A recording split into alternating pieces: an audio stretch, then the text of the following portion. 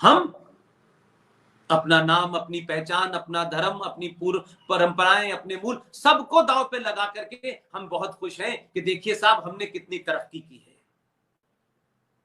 और हम किसे तरक्की मान रहे हैं?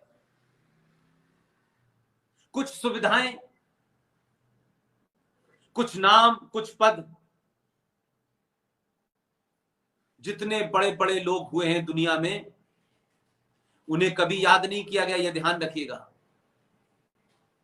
करोड़पतियों और अमीरों को कोई याद नहीं रखता है। और हमारी परंपरा में और हमारे देश में उन्हीं को याद रखा जाता है जो सबसे ज्यादा गरीब होता है, लेकिन उसका काम सदियों तक उसका फल लोग खाते हैं। सुभाष चंद्र बोस ने कुछ नहीं दिया, कोई प्रधानमंत्री नहीं थे, कोई राष्ट्रपति नहीं थे, लेकिन इस देश के जन जन के मन में हैं। लाल बहादुर शास्त्री ने इस देश को फ्री में चीजें नहीं बांटी, लेकिन एक बहुत छोटे से काल में रहे, राष्ट्र से अपील की। उस छोटे से 1.5-2 साल की मुश्किल से कार्यकाल में उस आदमी ने अपील की, और उस अपील को इस देश ने अपना धर्म मान करके पूरा किया। लिहाजा सत्ता में बैठने का मतलब ये नहीं होता है कि सत्ता में आप आ गए तो आप आदर्श, ठीक है, आप कुछ करेंगे तो ये देश याद रखेगा। जयप्रकाश नारायण नहीं थे, सत्ता नहीं थी उनके पास, लेकिन एक आंदोलन खड़ा कर दिया, और हजारों साल से लोग उनको जानते हैं, पहचानते हैं। वो किसी को सुख नहीं दे सकते थे, किसी को कुछ बांटा नहीं। लिहाजा हमारे देश में इसीलिए स्वामी विवेकानंद भी आज हमारे आदर्श क्यों हैं, यही कारण है।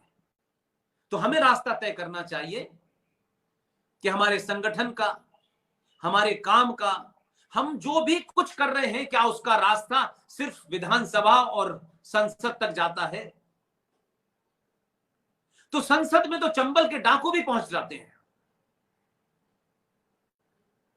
संसद में तो बलात्कारी और गुंडे और बदमाश और माफिया भी पहुंच जाते हैं। सीवान का वो गुंडा, वो माफिया डॉन शहाबुद्दीन, जिसने सीवान के अंदर एक गरीब परिवार के बेटे ने किसी चीज पे विरोध किया, उसे उसने एसिड के टैंक में डाल करके घोल दिया, वो भी पहुंच जाता है पार्लियामेंट में। तो पार्लियामेंट पहुंचना, 70 साल में इस देश ने ऐसा कर दिया कि जिसे आप आदर्श का मंदिर कहते हैं, जिसे देश की सबसे बड़ी पंचायत कहते हैं, ये राजनीति इतनी गिरवी रख गई कि इसमें ऐसे ऐसे लोग भी संसद पहुंच गए। हम उनसे उम्मीद करते हैं वो राष्ट्र बचाएंगे। माफिया डॉन एक नहीं कई पहुंचे, लेकिन हम इस सब को देखते रहे कि हम क्या करें, दीनहीन की तरह खड़े रहे, क्योंकि हमारे अंदर भी स्वार्थ और लालच ने, कभी जाति का लालच, कभी भाषा का लालच, कभी मेरा तेरा के लालच ने कभी इसको सामूहिक तौर पे उसका प्रतिकार नहीं किया। और जब आपको इस पहली बार एहसास हुआ, और यह एहसास मैं बताता हूं आपको क्यों हुआ, क्यों चिंता है, देश विदेश में लोग क्यों सुनना चाहते हैं, क्या वजह है कि आज हर आदमी सच भी सुनना चाहता है और सच के लिए सब कुछ नछावर भी कर देना चाहता है। यह स्वार्थी समाज में यकायक राष्ट्र के प्रति इतनी चिंता क्यों हुई है? सत्ताओं ने आपको सही इंफॉर्मेशन नहीं दी, और जब आपके पास इंफॉर्मेशन का फ्लो हुआ और इस कम्युनिकेशन की क्रांति हुई, तो आपको पता चला कि जो हम पढ़ रहे थे वो तो प्रोफेसर नूरुल हसन, जो सबसे मक्कार भारत का शिक्षा मंत्री था, जो कुछ उसने लिख के गया, जो कुछ उसने कोर्स डेवलप किए, उसने एक एजेंडे के तहत किए। ये 5-5 मुसलमान शिक्षा मंत्री बने, शुरू के दौर के जब शिक्षा पद्धति को देश में लागू करना था, चुपचाप से वो अपना एजेंडा लागू करके चले गए, हमने पूछा नहीं। कुल मिलाकर के एक तस्वीर ये रखना चाहता हूं कि अगर दुनिया ये कहती है कि 21वीं सदी भारत की होगी, तो जब वो ये कहती है तो वो ये 1947 वाले भारत से नहीं कहती, वो आपको, वो उस सनातन भारत को कहती है जो दुनिया की सबसे पुरानी संस्कृति है।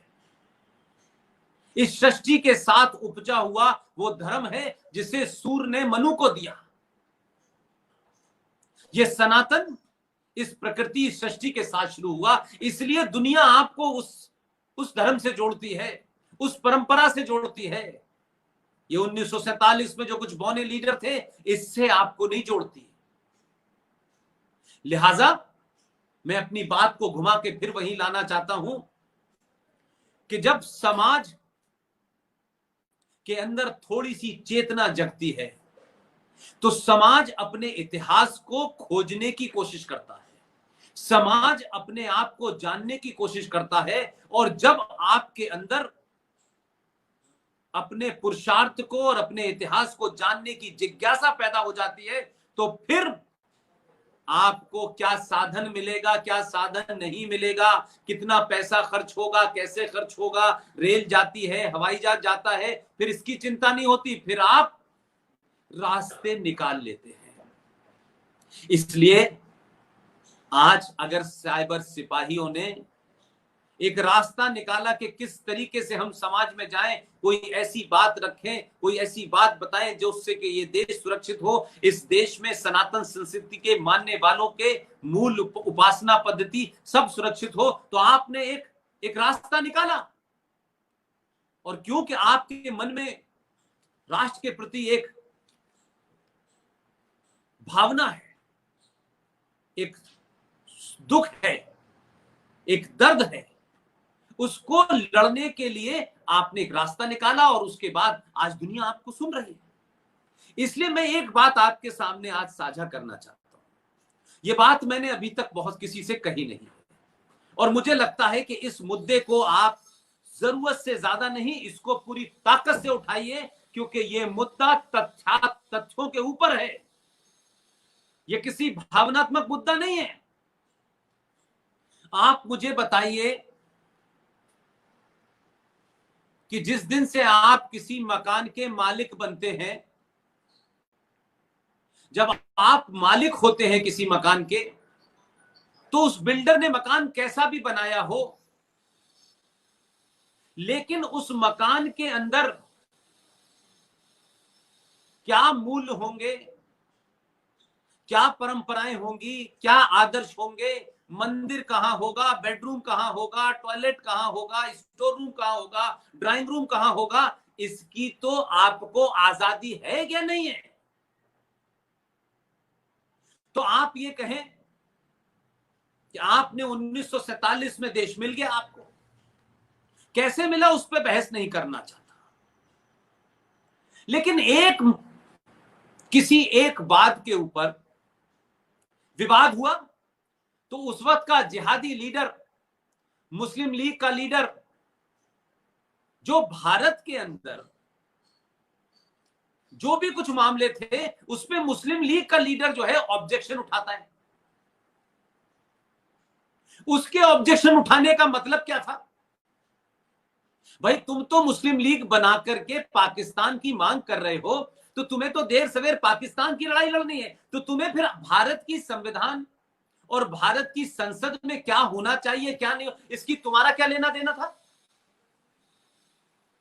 और अगर था भी तो तुम तो चले गए 47 में पाकिस्तान, लेकिन तुम्हारे दबाव में जो फैसला 1937 में, यानी जो गद्दार हिंदुस्तान में मुसलमान रहे, मौलाना आजाद से लेकर अली मियां से लेकर के जितने भी थे, उन सब ने जो कुछ काम कराया वो इस एजेंडे के तहत कराया कि पाकिस्तान भी बन जाए और भारत के अंदर भी ऐसे कानून, ऐसी परंपराएं बन जाए जिससे हमें अपना हिडन एजेंडा चलाने में कामयाबी हो। आपको वंदे मातरम के बारे में मैं एक कंफ्यूजन आज आपके सामने दूर करना चाहता हूं। जब वंदे मातरम एक राष्ट्रीय गीत था, एक शौर्य का गीत था, आजादी की लड़ाई में एक बहुत बड़ा नारा था। तब तक वो आजाद भारत का राष्ट्रीय गीत होगा, वो नहीं था। 1937 में मक्कार मौलाना आजाद जो कांग्रेस के अंदर घुसपैठिया था और जिना की बात मान करके कि सखी साहब ये जो आप वंदे मातरम गाते हैं इसमें मुसलमानों की भावनाएं भड़कती है, क्योंकि इसमें हिंदू देवी देवताओं के बारे में कहा जाता है। जिन्हा ने कहा, मौलाना आजाद ने उसको ऐसे रखा सुभाष के सामने, टैगोर के सामने, किसे पता नहीं कितनी बड़ी बात है और अगर ये बात नहीं मानी गई तो मुसलमान नाराज हो जाएंगे। ये वैसे ही है जैसे आज भी इस देश में हो रहा है कि हर नाजायज बात को ऐसे डराओ सत्ता को कि मुसलमान नाराज हो जाएंगे। देखिए, मुसलमान भड़क जाएंगे। अरे अगर इस देश को के मूल और परंपराएं और आदर्श स्थापित होते हैं तो 1 करोड़ नहीं 50 करोड़ भी अगर इसके सामने आए तो उनको भी हटा देना चाहिए। ये देश महत्वपूर्ण है, किसी की गिनती महत्वपूर्ण नहीं है। इस देश के आदर्श महत्वपूर्ण है, किसी का दबाव महत्वपूर्ण नहीं है, किसी की भावना महत्वपूर्ण नहीं है। इस राष्ट्र की भावना और इस राष्ट्र की परंपरा वो महत्वपूर्ण है, इसकी संस्कृति, इसका इतिहास महत्वपूर्ण है। अगर किसी को इस इतिहास से चिढ़ है तो वो अपने आप को दूर कर ले।